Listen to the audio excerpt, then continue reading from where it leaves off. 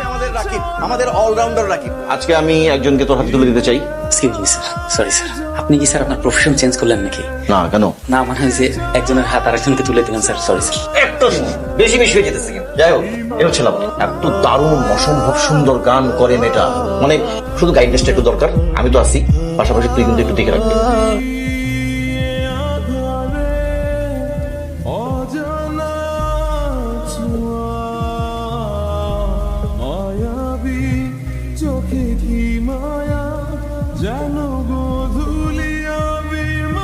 Hello hello ভাই, আসসালামু আলাইকুম।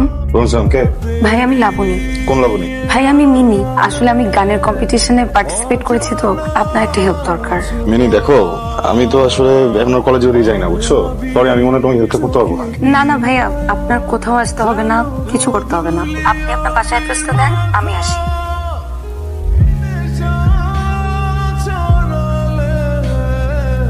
আসসালামু আলাইকুম ভাইয়া। ওয়ালাইকুম আসসালাম। ভেতরে যেতে বলবা না? তুমি কোথায় শেখাও? জি, কি কোথায় শেখাই আন্টি?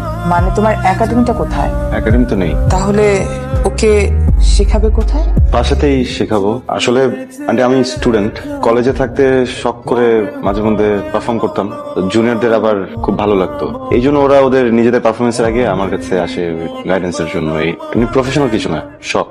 করো করো।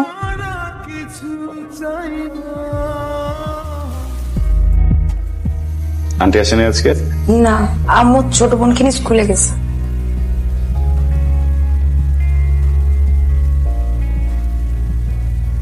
ব্রো, কল দিচ্ছ কেন? এই রুম থেকে ওই রুমে ডাকলেই তো হয়। তোকে একটা টেক্সট করছি, চেক কর। টেক্সট দিছো? দুইজন এই রুমে একা একা বসে আছি, উইয়ার্ড লাগতেছে। এই রুমে আয়। সূচনা প্লিজ মাইক দিয়ে একটা চিৎকার করে মহলাকে শোনা। ভাইয়া, মানুষের সামনে আমার সাথে এভাবে কথা বলতে পারো না। আচ্ছা ঠিক আছে, ভুল হয়ে গেছে আমার, বুঝবেন একটু প্লিজ। তুমি তো প্রতিদিন একটু একটু করে ফর্সা হয়ে যাচ্ছ। কি মাখো? মা কিছু বলবা? না, রুমের বাইরে থেকে উকি দিচ্ছ কেন? মা দেখতে ইচ্ছা করতেছে, বসো। তোমার মা আজকে আসেনি। তুমি দেখতে কিন্তু খুব সুন্দর, একা একা বের হবে না। যদি রাস্তা থেকে কেউ তুলে নিয়ে যায়, এরপর থেকে মাকে নিয়ে আসবে, ঠিক আছে? কি ব্যাপার, কিছু করছিস না কেন? শুরু করো, শুরু করা।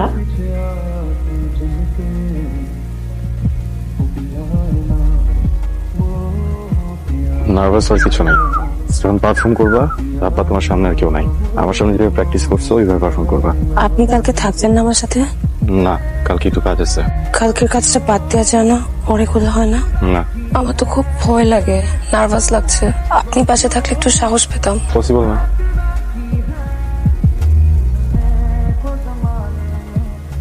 আমার তো অনেক নার্ভাস লাগছে। নার্ভাস লাগার কিছুই নাই, বি কনফিডেন্ট। জাস্ট চোখটা বন্ধ কর, দেখবি সবকিছু অল ওকে।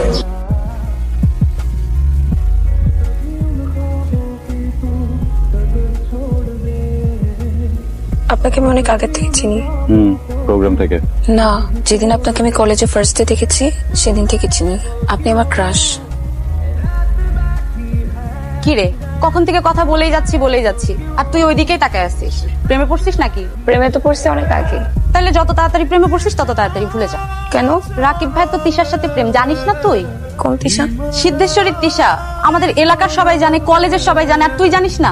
আমার বাসা তোর বাসার পাশেই, আমি তো প্রতিদিন ওদের দুজনকে একসাথে দেখি। এছাড়া ওদের বিয়ের কথাও চলতেছে, এসব করে লাভ হবে না। আপনাকে বলবো করে আর বলতে পারিনি। বলুন কেন? রিয়া বলতে না করছে। রিয়া ছিল তিশার বান্ধবী। তিশার সাথে নাকি আপনার অনেক সিরিয়াস রিলেশনশিপ, আপনাদের খুব জলদি বিয়ে হয়ে যাবে। সেজন্য এখন ফ্রেন্ডের বয়ফ্রেন্ডকে কিভাবে বলি সে আমার ক্রাশ? হ্যালো, আসসালামু আলাইকুম। এই তোর নাম কি রাকিব? হ্যাঁ। তিশার সাথে তোকে যেন আর না দেখি, তিশা কিন্তু আমার গার্লফ্রেন্ড। আপনি কে? তোর মতো বন্ধু কিন্তু আমি বহুত দেখছি, তিশা থেকে দূরে দেখিস। দেখো রাকিব, আমি তো তখন ছোট ছিলাম, বুঝি নাই, বাচ্চা বয়সে প্রেম করে ফেলছি। আর ও তো বেসিক্যালি আমার কাজিন হয়, সে খুলনাতে থাকে, কুয়েটে পড়ে। তো তোমার তো কোনো রিস্ক নাই। আর বেসিক্যালি আমি ওর সাথে কথা বলি বাসার প্রেসারে, আমি মন থেকে তোমার সাথে কথা বলি। তুমি একটা কাজ করো না, তুমি আগে ইন্টারটা কমপ্লিট করো, ভালো কোনো ভার্সিটিতে চান্স পাও, তারপর আমি প্রকাশ্যে ওর সাথে ব্রেকআপ করে দিব। তুমি কি রাজি? পাগল নাকি? আমার রিলেশন, আমি রিলেশনে আছি নাকি নাই, একা আছি নাকি আছে, আমাকে জিজ্ঞেস করবো না? তুমি ওকে জিজ্ঞেস করতে গেছো কেন? আমার কি ওর সাথে রিলেশন নাকি? আজব, আগে বলবো না আমাকে? আপনি এইভাবে রিয়াক্ট করতেছেন কেন? কারণ আমিও কি পছন্দ করি। শাড়ি তোমার? আম্মু কিনে দিয়েছে। আম্মু পরে দিচ্ছে? হ্যাঁ, আম্মুই পরিয়ে দিয়েছে। কিরে কি করছিলি? কিছুই না। অন্য সময় তো ভাবে মায়াগুলো কথা কস না, আর ওর হাইসা হাইসা কথা করছিস। কেস তো অন্য কিছু। বাবা কত কি? শাড়িটা সুন্দর, ওটা বলতেছিলাম। শাড়ির প্রশংসা নাকি অন্য কিছু? কোনটা বেশি সুন্দর, মাইয়া না শাড়ি? মেয়ে সুন্দর। অবচা, ওটা আমার বোন লাগে। আপন বোন? কাজিন।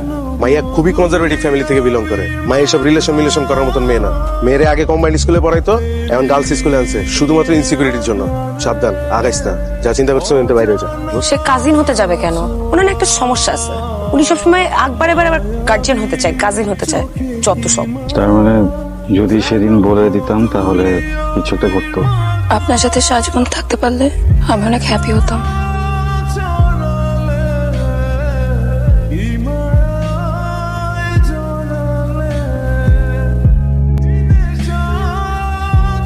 মিমি, কোনোভাবে বিয়েটা ভেঙে দেওয়া যায় না? কি বলতেছেন আপনি এসব? বিয়ে তো এখন অনেক দূর আগে গেছে, বিয়ে তো ভাঙা সম্ভব না। আমার জন্য সম্ভব না? এখানে আপনি প্রবলেম না, বিয়েটা ভাঙলে আব্বু আম্মা অনেক ছোট হয়ে যাবে। আম্মুর সাথে কথা বলে জানাই। তুমি এই বিয়েতে রাজি না কেন? মা, আর একটু পড়াশোনা শেষ করে নি। এটা তো আসল কারণ না, আসল কারণটা আমি জানি। রাকিব, তোমার প্রথম দিনের এক্সাইটমেন্ট দেখে আমি বুঝতে পেরেছিলাম সামথিং রং। এখন যদি তুমি আমার মতামত চাও তাহলে আমি তোমাকে বলবো, আমার জীবন থাকতো আমি তোমাকে এখানে বিয়ে দেবো না।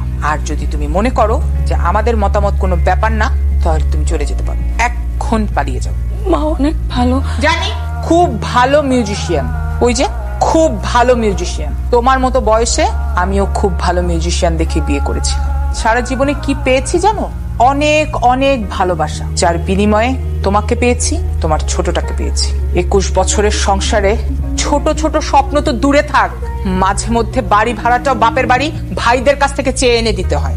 আমি সারাটা জীবন স্যাক্রিফাইস করেছি তোমাদের জন্য, তোমাদেরকে মানুষ করব বলে। আমি চাই না আমার মেয়েও সারা জীবন স্যাক্রিফাইস করুক।